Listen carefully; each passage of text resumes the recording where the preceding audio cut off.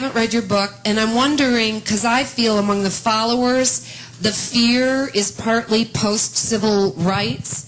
I see a connection between the Christian demonized, literally there's Satan on one side and Jesus or God on the other side.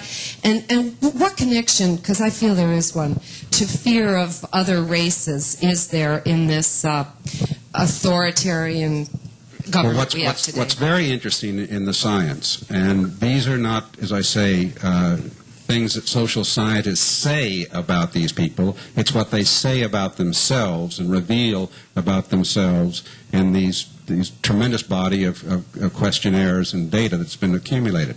First, I should add very quickly that you find very few authoritarian followers on the left. This may explain why the Democrats, as opposed to the Republicans, lockstep and march to orders and stay on message in elections. Democrats, it's like herding cats, of course. And while one is very good for winning elections, it's not very good for democracy, whereas people who can actually see nuance, who understand that there are grays, that everything isn't black and white, is certainly healthier as far as how we might run and hope that the country is run. But anyway, you raised the point about the religious right. In the book, I trace in some detail how they came into the Republican Party and so influenced it and now really dominate it. And it really, oddly, and to my surprise, happened with Jimmy Carter's bid for the presidency. When Carter announced and it became known that he was a born-again Christian and an evangelical, people who called themselves evangelicals were starting to get interested in politics. These are the children of the fundamentalists who, after the Scopes trial in 1925, withdrew from politics. But by Carter's run in the early 70s, mid-70s for office, they were getting interested, and particularly because he was born again. So they helped him in his campaign. They very quickly decided, though, the leaders of the evangelical movement, that they didn't like his politics. They didn't like his policies.